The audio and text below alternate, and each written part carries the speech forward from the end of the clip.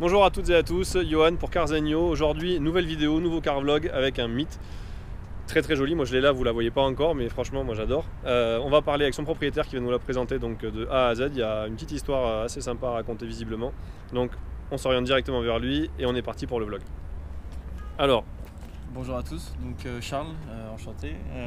Aujourd'hui je viens vous présenter donc une Porsche. On dit que c'est la mal aimée pour différentes raisons, donc on va en parler.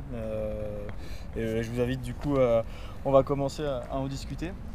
Donc c'est la 996, alors pas n'importe quelle version, c'est la version 4S du coup qui est donc en phase 2 en fait, puisque la 4S c'est essentiellement phase 2, c'est-à-dire qu'en fait au niveau de la face avant on est sur quelque chose d'un petit peu différent. Disons qu'elle fait un peu moins pleureuse que la phase 1 que je n'aimais vraiment pas pour le coup. Donc on a un bouclier en fait avec deux grosses entrées d'air. J'aime bien, ça fait vraiment sportif. exact. Alors après on a ces phares avec les radiateurs qui sont juste... Exactement, ouais. Exactement. On les voit bien ici. Exactement. Du coup après il y a ces fameux phares en larmes, un peu en gouttes d'eau qui ont fait en fait jaser les puristes. Ouais. Parce que du coup c'était la première fois qu'une 911 sortait avec des phares qui n'étaient pas ronds. Voilà, et surtout en fait on dit que c'est la mal aimée parce que c'est la première en fait de Porsche à refroidissement à eau et pas refroidissement à air. Donc c'est pas une vraie. C'est comme les Harley qui sont pas à carbu, c'est pas des vrais Harley quoi. Alors qu'est-ce que va être l'électrique là qui c'est vient ça, de exactement. Ouais, mais oui, il y a des petits débats pour les puristes effectivement. C'est vrai. Mais bon, d'un côté c'est la Porsche, on dit que c'est la mal aimée, mais c'est la Porsche qui s'est le plus vendue, la 996 de l'histoire de Porsche. Donc mal aimée, mais en fait pas tant que ça, parce que y a quand même elle a trouvé client quoi. Et alors je pourrais pas te dire exactement combien d'exemplaires vendus. Alors moi pourquoi en fait cette version là, j'aurais pu, j'ai failli acheter une 997, j'aurais pu, mais j'ai eu un vrai coup de cœur en fait sur cette 4S là qui en fait hérite du look turbo. Exact. Donc déjà elle est plus large qu'une 996 normale. Elle a les jantes turbo ici, donc cette série sur la 4S. Elle a donc ensuite après les ailes arrière qui sont beaucoup plus prononcées, bodybuildées que ses petites sœurs, donc Carrera 4 et Carrera 2 quoi. Et surtout elle a ses petites ouïes à l'arrière aussi, ces petites ouvertures qui sont que j'aime beaucoup. Moi je trouve que ça fait très sport. Exact. Et ça fait très sport 90, tu vois, ça fait il y a un côté un peu youngtimer et que j'aime bien. Et du coup on dit que c'est la plus belle des 996 avec la turbo. Et les ingénieurs, enfin tous les designers et les gens qui balancent ça comme ça ont tendance à le justifier en fait avec ce gros cul qu'elle a et ce bandeau typique en fait des 4S, donc qui fait toute la malle arrière.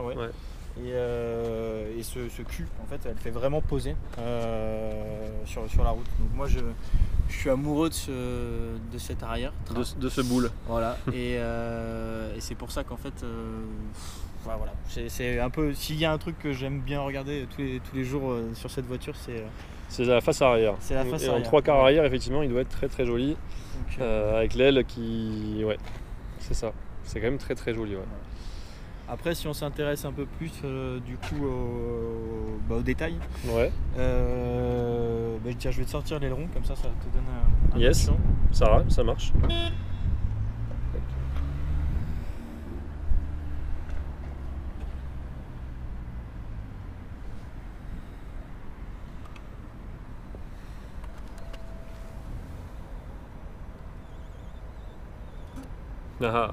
Ouais, ça c'est bien sexy aussi, Ça c'est bien sexy.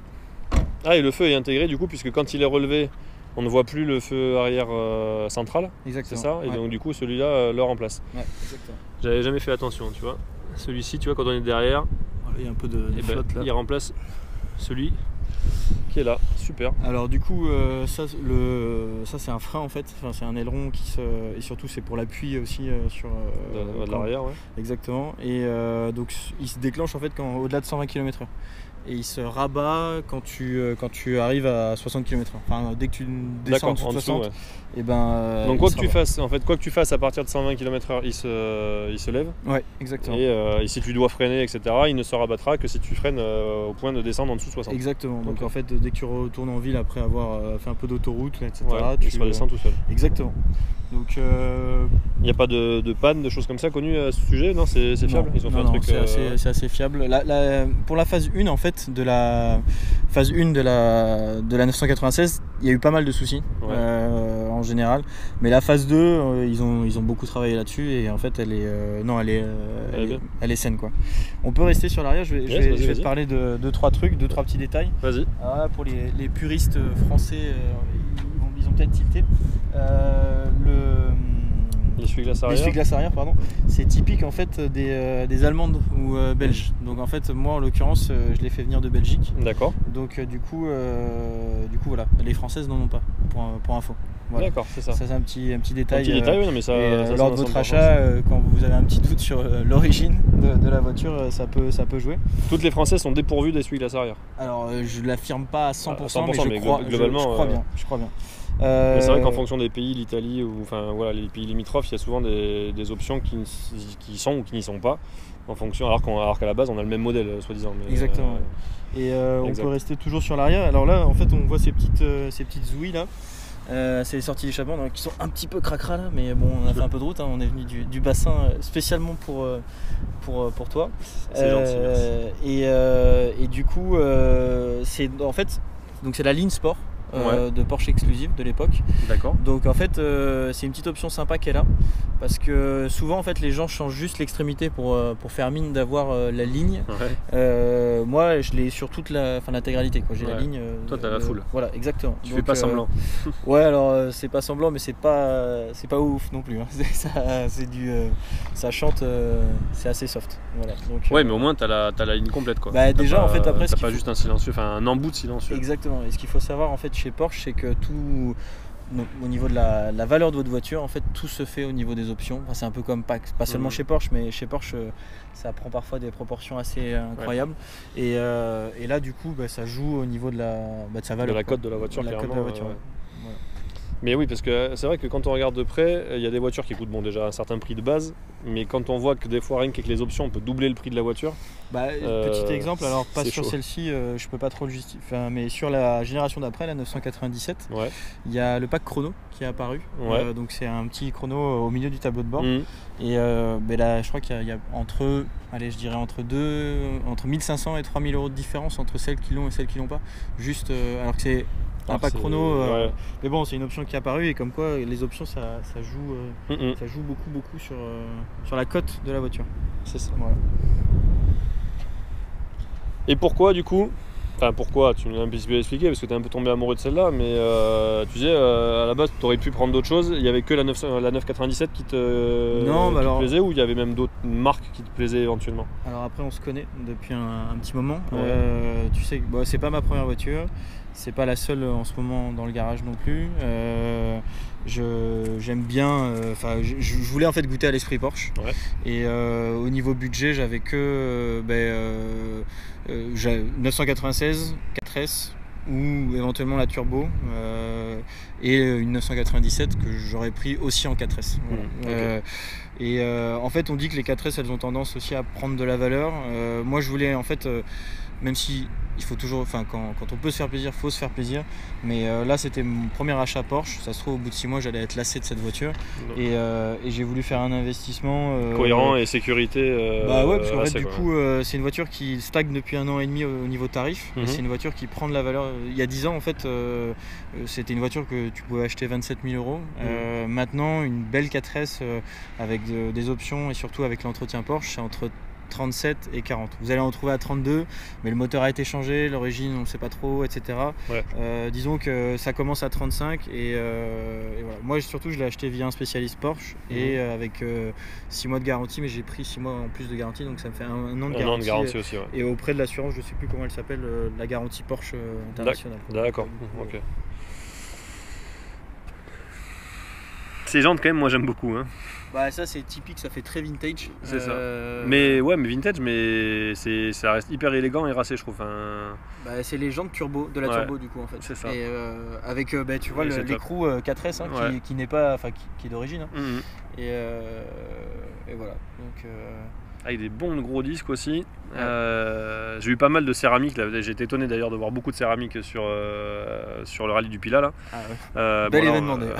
Bel événement. Vous pouvez regarder la petite vidéo, hein, le lien, la petite vignette en haut là, de la vidéo. Mais ici on est sur du disque acier classique qui doit déjà très très bien freiner, j'imagine. Ouais, alors bon après Porsche il faut appuyer fort en fait. Faut pas appuyer profondément, faut appuyer fort quand il s'agit de freiner. Ça fait partie des particularités de cette voiture. Après je crois qu'au niveau, on était sur les jantes, au niveau des pneus, alors je sais pas si je dis une bêtise, mais je crois que les pneus arrière c'est des Michelin et c'est surtout du coup il n'y a que Michelin qui fait les pneus pour... Dans cette dimension-là, ouais, tu veux dire crois pour les Porsche. Il n'y a que ce manufacturier-là qui produit dans cette taille-là, ouais, en pilote sport. Il me semble. Parce qu'on est en 295 par 30 en 18 à l'arrière et on est en 295 à l'arrière, j'ai dit. Et je me rappelle plus sur le devant. 40. Et 225, voilà, 225, 40, 18 devant. Ok. Ouais, donc à l'arrière on a des gros pneus quand même. 295, ça commence à parler. Ouais. Moi j'aimais bien voilà, ce look vintage, ce look racé, qui hérite un peu de la turbo. Complet. Et au niveau, alors elle hérite pas seulement en fait qu'au niveau esthétique, elle hérite en fait du châssis et du freinage de la turbo. Voilà. Aussi, donc, d'accord. Et ça, c'était la seule 4S qui héritait des particularités de sa grande sœur. Jusqu'à, je crois, la 991, il y a eu une des dernières phases, il y a eu une 991 qui a hérité en fait aussi du châssis et freinage de la turbo. Il me semble aussi, encore une fois, je n'avance pas avec à 100%. Ouais. Mais voilà. Donc jusqu'à présent, c'était la seule 4S qui était aussi proche de sa grande sœur turbo. Quoi. Ça marche. Alors petite particularité Porsche bien entendu, le réservoir c'est pas à l'arrière, c'est sur l'aile avant, la plupart à l'aile avant droite. Je crois qu'il y a un ou deux modèles où c'est pas à cet endroit là, je sais plus si c'est la GT2 RS ou un truc comme ça, mais il y a, voilà, en général c'est ici. Là on se retrouve sur un toit ouvrant également, donc franchement pas mal, et à l'intérieur on est complètement, il est occultant, donc ça c'est super, on n'est pas en train de cuire dessous. Tu noteras le petit sticker qu'il faut avoir en ce moment. Le petit sticker qui va bien, du rallye du Pilat. Oui, puisque Charles est l'un des organisateurs, co-organisateurs du rallye du Pilat, dont j'ai parlé il y a pas longtemps également sur YouTube. Je vous laisse aller voir la vidéo.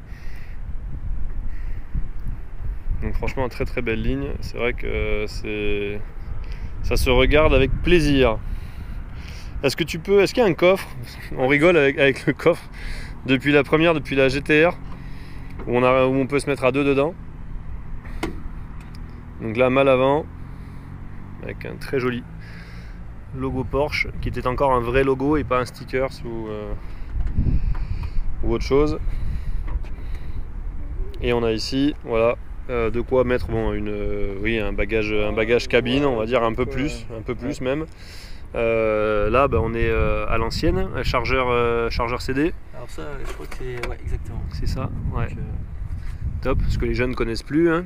Là, il y a un côté vintage. Il y a un côté vintage, mais bon, vintage quand même pas trop vieux, il y avait déjà des CD.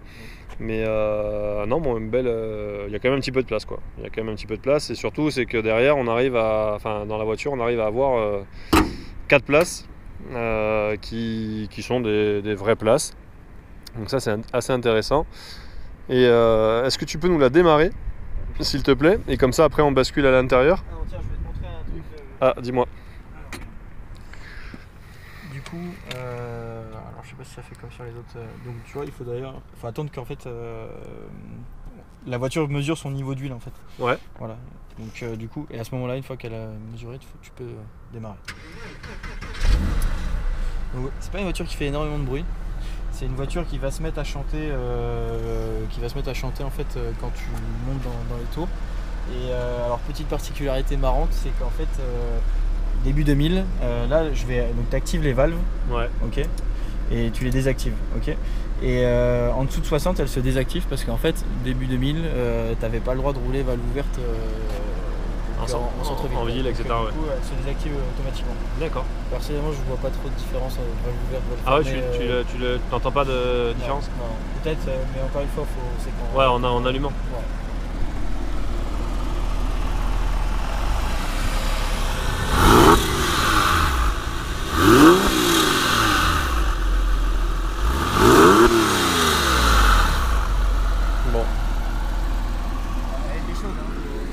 Oui, on précise évidemment qu'elle était chaude. Écoutez, on va aller faire un petit tour à l'intérieur et on va prendre la route. Franchement, ça donne vraiment envie. C'est vraiment une voiture classe, sobre, classique. C'est une référence chez Porsche. Et on va aller faire un tour tranquillement pour vous faire un tour de l'intérieur également. Donc le seuil de porte, avec la petite protection, l'inscription Carrera. Alors ouais, j'aurais pu avoir l'option Carrera 4S. Ouais. Mais bon, c'est une des options qu'elle n'a pas. N'a pas. Donc tant pis. Mais après, concernant l'intérieur, elle a donc le GPS. Elle a le téléphone en fait au niveau SIM card, donc en fait elle était déjà moderne pour son époque. Ouais. Parce qu'il y en a avec le téléphone. Je trouve que ça a beaucoup de charme. Mais ouais. Donc téléphone ici. Là, elle ne l'a pas. Faut mettre une carte SD dedans, enfin une carte SIM, pardon. Et autre petite particularité, elle a les sièges turbo aussi, du coup. Et elle a les sièges du coup siglés, qui est aussi une option. Et elle a les sièges coquets. Voilà. C'est une coque à l'arrière. Alors attends, je vais essayer d'aller derrière. Hop, tac. Qui sont aussi une option, du coup.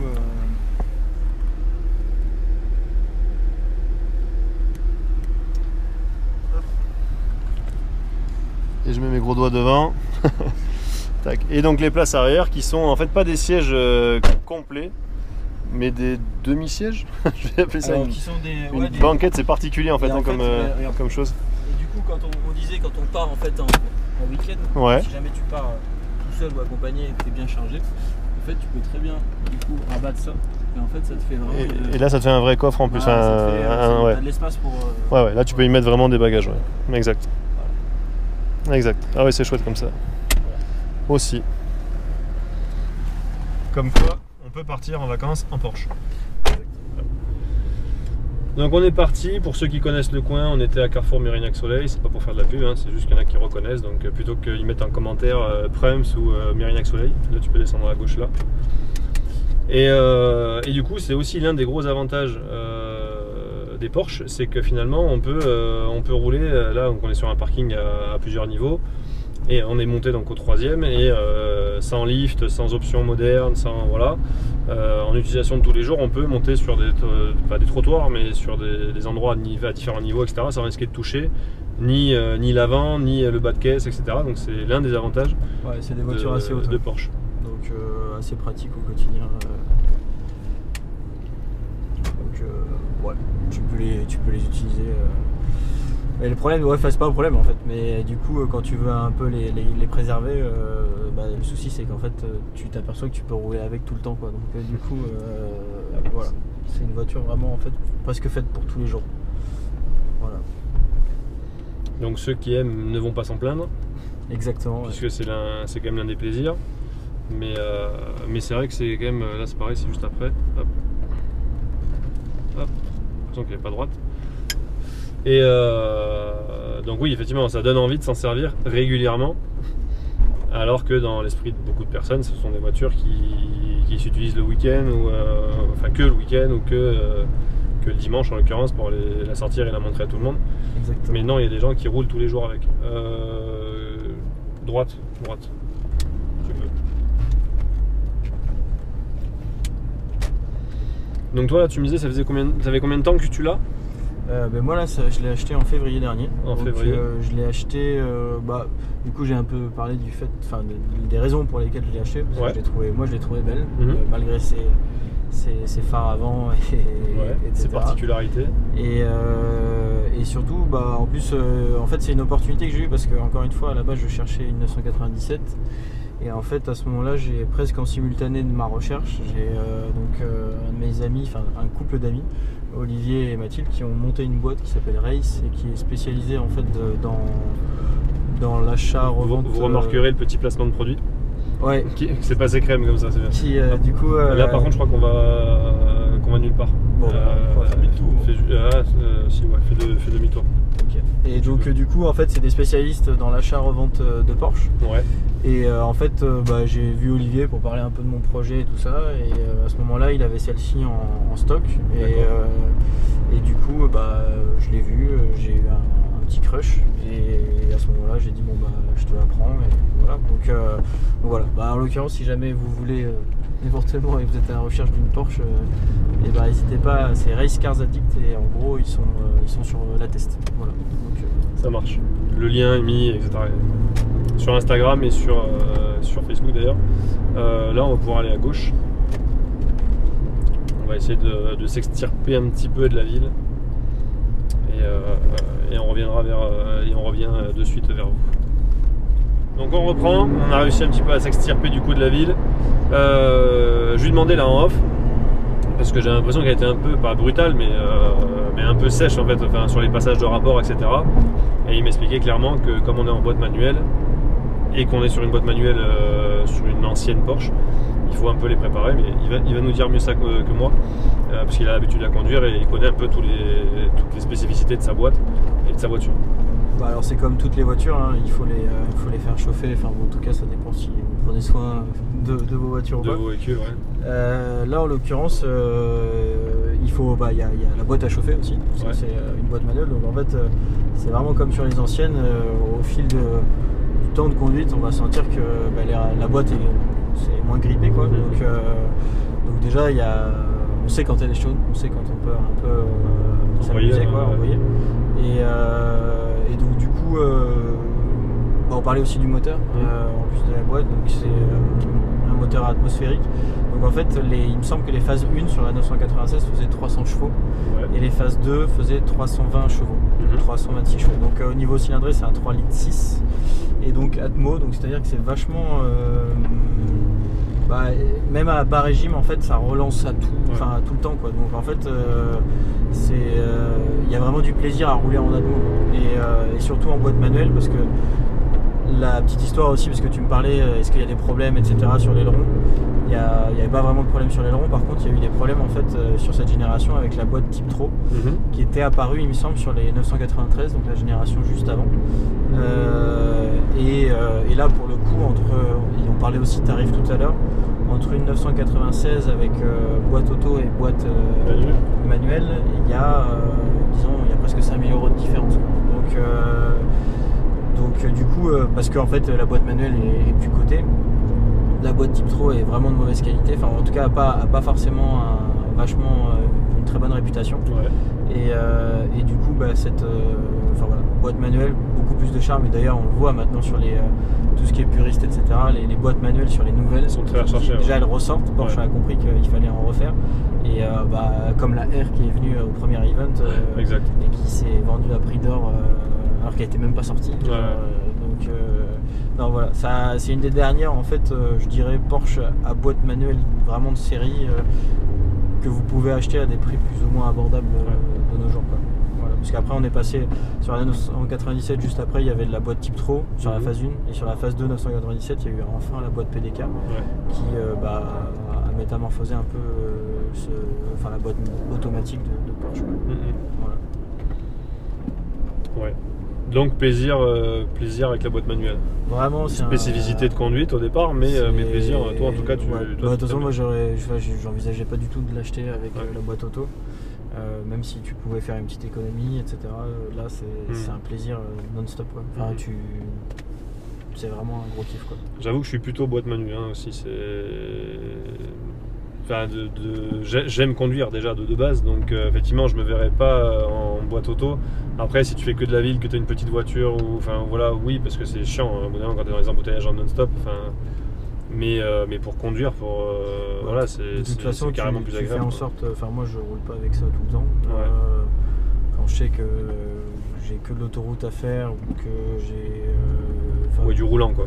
Je vais pas forcément la prendre quoi, genre non quand je sais où je vais en fait en l'occurrence donc, toi je sais que tu as l'habitude d'aller rouler souvent en moto vers Saint-Émilion, quand je vais dans ce coin là avec une voiture je prends celle-ci parce que je sais que je vais pas me retrouver dans les bouchons comme là par exemple. Comme là. Du coup voilà donc ouais c'est une 4S donc en fait 4S ça veut dire 4 roues motrices et bizarre d'avoir mis le S dans cette génération là parce qu'en fait il n'y avait pas de S, il y avait soit la Carrera 2, soit la Carrera 4, soit la Carrera 4S, il n'y avait pas comme maintenant une S quoi. Donc 4 roues motrices donc ça tient très bien la route. Alors un petit truc sympa, moi j'aime bien et c'est là que en fait tu sens vraiment le moteur Atmo. Tu la mets jusqu'à 4-5 000 tours, donc là on est à 60-70 km/h et là tu sens qu'en fait, t'as vu, regarde dans un virage, une courbe, c'est ça. Ça tient vraiment super bien la route. Et tu prends ton petit coup de pied au cul tranquille. Moteur Atmo. Bien. Ouais. Ah ouais, non, c'est très agréable. Et là, t'as vu, on était valve fermée. Ouais. Et elle chante quand même. Ah oui, elle chante dans les tours. Tu l'entends, ouais, ça. Parce que comme on le disait en off, je reprends tes termes. C'est vraiment pas une voiture qui fait. Enfin, il y a de la nuisance sonore. Alors, ça a son charme, ça n'a pas de charme. Enfin, ça plaît pas. J'ai plusieurs amis qui m'ont dit vire tout ce qu'il y a dedans, fouille-nous un gros tube, etc. Fous-nous du bordel. D'ailleurs, je crois que tu vas avoir un ami après qui m'a dit de faire ça. Je vais pas le faire parce que bon, chez Porsche, c'est la revente, c'est matching number, etc. Et surtout, si c'est une particularité cette ligne d'échappement, donc ligne d'échappement sport, je vais pas m'amuser à la changer ou à trafiquer. Ne serait-ce que de l'enlever pour la remettre après, c'est pas intéressant. C'est ça. Je vais tout droit.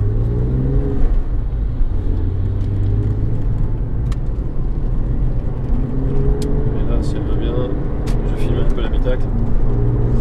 Donc concernant l'habitacle, du coup là il est full black. Je l'ai dit tout à l'heure, en fait c'est un pote qui l'avait en stock, donc du coup j'ai pris celle-ci. Au début j'aurais bien aimé la trouver, en fait l'habitacle j'avais pas vraiment de préférence, c'était surtout l'extérieur, je voulais un bleu et un bleu royal, mais bon celle-ci est tombée au final coup de cœur, et surtout en fait première Porsche, même si j'ai été assez conquis dès le début, je me disais si au bout de 6 mois je veux la vendre, il faut qu'elle ait des specs qui soient vendables en fait, qui peuvent plaire un peu à tout le monde, et en l'occurrence noir sur noir, il n'y a rien de plus basique, et voilà donc Ah oui, non, c'est clair que la configuration là, sobre, elle est très très bien, c'est du cuir, ça reste un certain cachet, c'est noir, c'est propre, il est beau, il vieillit bien, franchement rien à dire. En termes de place, alors là moi j'ai le siège donc apparemment buté en arrière, mais j'ai de la place. Bon évidemment il faudrait pas que j'ai... Enfin la position est un peu particulière, on a les jambes un petit peu allongées vers l'avant, on n'est pas assis, on est un peu assis allongé, voilà. Mais moi qui suis grand, je pourrais faire des bornes comme ça pose aucun problème. Le siège est super confortable, franchement on est vraiment très très bien assis dedans, donc ça aucun problème, c'est vraiment top. Oui, je lui dis d'aller à gauche, pardon, parce qu'il n'est pas du Bordeaux, donc et là, donc voilà, là après là ça tourne bien, après le rond-point là c'est un petit peu sympa, assez rapidement, mais jusqu'au rond-point d'Auty en fait. Et après on peut repiquer à droite.